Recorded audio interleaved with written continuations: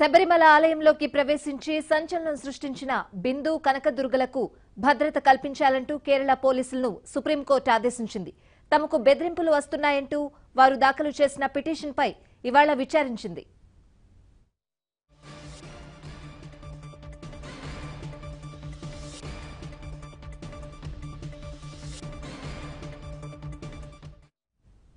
ఈ నెల 2న బిందు కనకదుర్గ కట్టుదిట్టమైన పోలీసు రక్షణలో అయ్యప్ప స్వామి ఆలయంలోకి అడుగుపెట్టారు. అన్ని వయస్సు మహిళల ప్రవేశానికి అనుమతిస్తూ సుప్రీంకోర్టు సెప్టెంబర్ 28న తీర్పు చెప్పింది. తీర్పు తర్వాత అయ్యప్ప స్వామి ఆలయంలోకి ప్రవేశించేందుకు ఎందరో మహిళలు విఫలయత్నం చేశారు. ఈ క్రమంలో బిందు కనకదుర్గ అయ్యప్ప స్వామి ఆలయంలోకి ప్రవేశించి చరిత్రను తిరగరాశారు.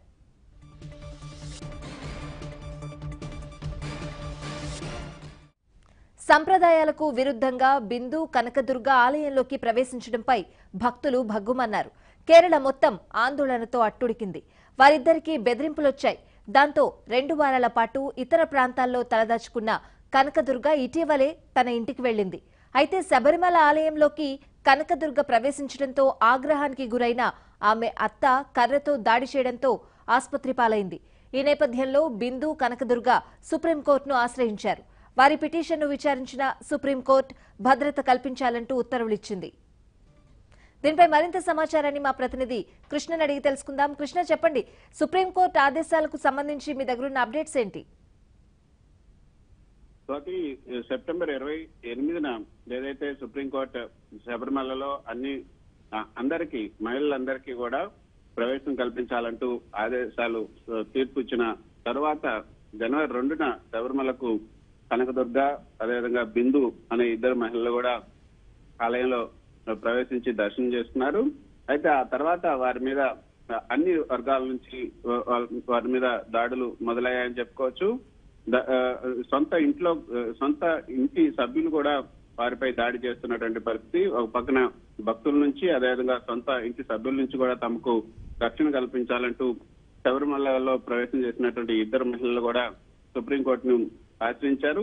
శబరిమలలో మహిళల ప్రవేశానికి అనుమతిస్తూ సుప్రీంకోర్టు ఇచ్చిన తర్వాత తొలిసారిగా వీళ్ళిద్దరు కూడా ఇద్దరు మహిళలు ఆలయంలోకి ప్రవేశించిన తర్వాత కేరళలో కూడా అక్కడ హింసాకాండ చెలరేగింది. ఆలయ ప్రవేశం చేసినందుకు తమకు హాని చేయాలంటూ కొంతమంది ప్రయత్నిస్తున్నారు. కాబట్టి తమకు రక్షణ కల్పించాలంటూ ప్రధానంగా ఆ పిటిషన్ లో ఇద్దరు మహిళలు కూడా కనకదుర్గ బిందు అనే ఇద్దరు మహిళలు కూడా పిటిషన్ లో పేర్కొన్నారు. దీనిపై ఈ రోజు సుప్రీంకోర్టు ధర్మాసనం విచారణ చేపట్టింది. శబరిమల ఆలయం చేసినటువంటి ఇద్దరు మహిళలకు కూడా రక్షణ కల్పించాలంటూ కేరళ పోలీసులకు సుప్రీంకోర్టు ఆదేశాలను జారీ చేసింది. అయితే ఇప్పటికే వీళ్ళిద్దరికీ కూడా ఈ ఇద్దరు మహిళలకు కూడా పోలీసు రక్షణ ఉందని కూడా కేరళ ప్రభుత్వం తరఫున వాదించినటువంటి సీనియర్ న్యాయవాది తెలియజేశారు. అయినప్పటికీ ఇంకా ఎక్కువ బందోబస్తు ఏర్పాటు చేయండి, ఎటువంటి హాని జరగకుండా చూడాలి.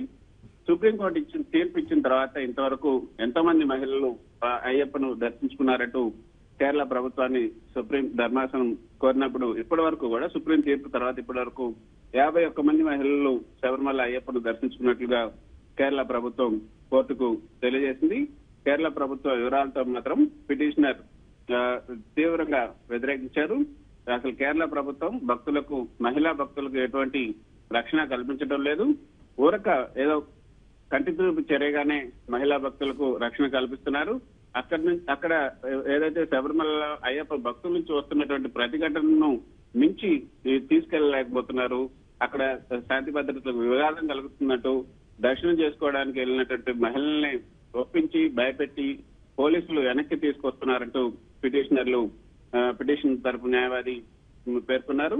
అయితే ప్రస్తుతానికి ఇప్పుడు ఏదైతే సుప్రీంకోర్టును ఆశ్రయించినటువంటి ఇద్దరు మహిళలు బిందు కనకదుర్గలకు మాత్రం రక్షణ కల్పించాలి. అదేవిధంగా ఎవరైతే దర్శనం చేసుకోవాలనుకుంటున్నారో వాళ్ళకు కూడా మీరు తప్పకుండా పోలీసులు రక్షణ కల్పించి ఆ మేరకు నివేదికను కోర్టుకు అందజేయాలి.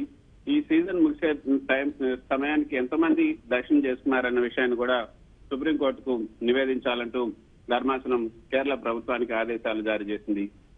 థాంక్యూ కృష్ణ.